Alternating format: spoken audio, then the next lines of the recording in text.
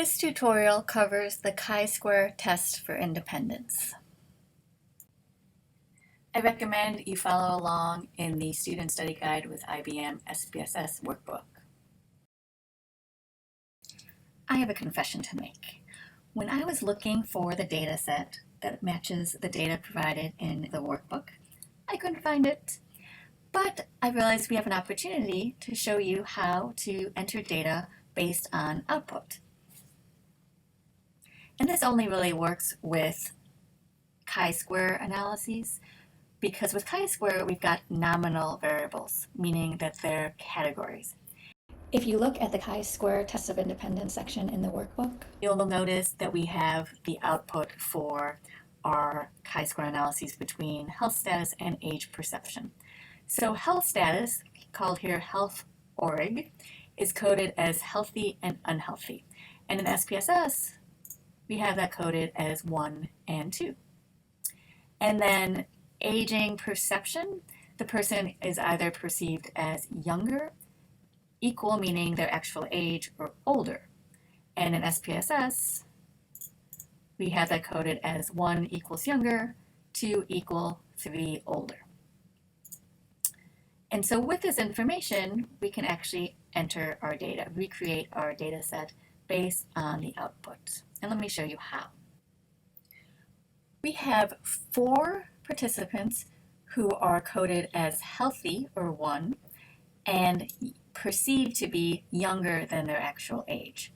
So that would mean we've got 4 1s who are coded as younger, also 1. So these 4 participants match that cell right there. And then we have 8 participants who are coded as healthy, or 1,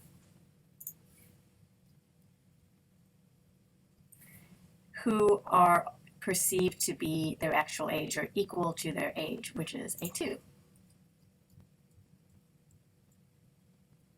And then we've got 1 participant who is healthy, 1, and perceived to be older, 3. And then for our unhealthy participants, we have no one who's unhealthy and coded as younger, but we have 2 unhealthy, meaning coded health status 2, and perceived to be their own age, which is 2.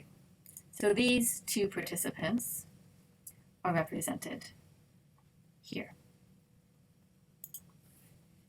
And then we've got 5 participants coded as unhealthy who are older, or 3.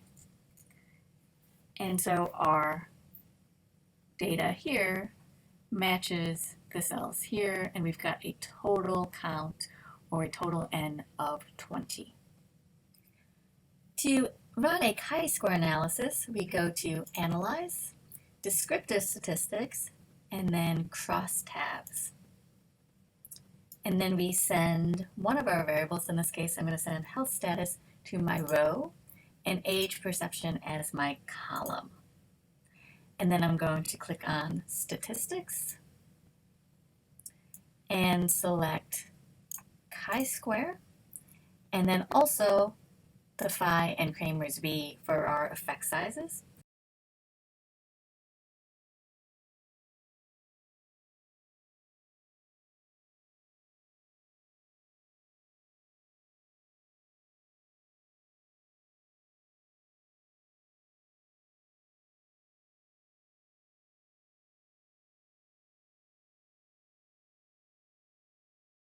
Then click Continue, and then I'm going to click on Cells, and I'm going to select Observed and Expected, and then click Continue, and then click OK. And then we have our output for our chi-square test of independence, and you can see what we have in SPSS matches what's in the workbook. So we have a statistically significant chi-square analysis, p equals 0.01, and our chi-square value is 9.30, and our effect size is 0.68. We would square that and get 0.46 or 46% of the variance accounted for. Here we have another example not shown in the workbook. We've got two variables, student and worried. The student variable indicates the student status, coded as 1 equals traditional age student and 2 equals adult student. The worried variable is a simple yes or no question indicating whether or not they are worried or are not worried about taking research methods. To determine if traditionally aged students are more or less likely to indicate that they're worried about taking research methods, we would conduct a chi-square test of independence. Go to Analyze, Descriptive Statistics, cross tabs, send student status over to row and worried to column. We could do it the other way if we wanted to, it doesn't really matter. And then click on Statistics. We're going to want to make sure that we get our chi-square tests, that's why we're doing this, and also our effect size. Click Continue, and then cells, we want to make sure that we have the observed and the expected because that's going to help us interpret any statistically significant results. Click Continue, and then OK. And here's our output. I've made some of it bigger so that it's easier to see. This table shows us the observed and expected values. We have 8 traditional students who are not worried about research methods and 22 traditionally aged students who are worried about research methods. For adults, 14 are not worried and 16 are worried. That's our observed count.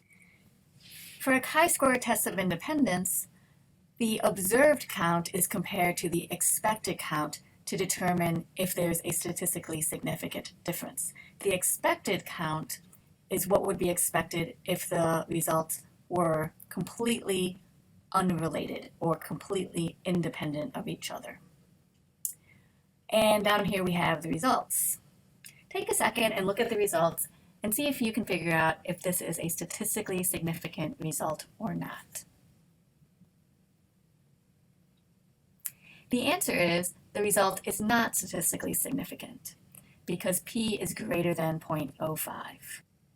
And then we see that our effect size is negative 0.208.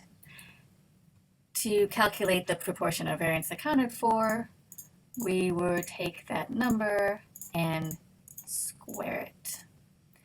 That would give us 4% of the variance accounted for.